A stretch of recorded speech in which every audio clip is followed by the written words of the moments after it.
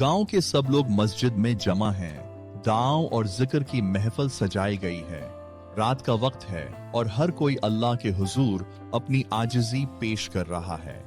मस्जिद के अंदर मौलाना साहब ने लोगों को लैलत अल क़द्र की फजीलत के बारे में बताना शुरू किया है। अली, जो कि ताजगी से भरा हुआ नौजवान है, अपने दोस्तों से मुखातब होता है। क्या तुम्हें नहीं लगता यह रात हमारी जिंदगियों में तब्दीली ला सकती है? मौलाना साहब लोगों को याद दिलाते हैं कि लैलत अल क़द्र की रात में दुआएं कबूल होती हैं।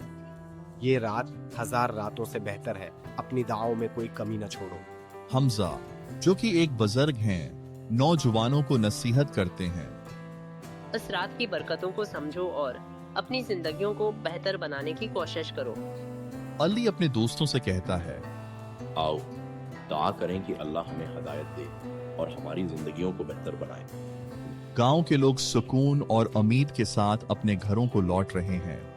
हर दिल में एक नया अज़म और अहद है कि वो अपनी जिंदगियों में बेहतरी लाएंगे।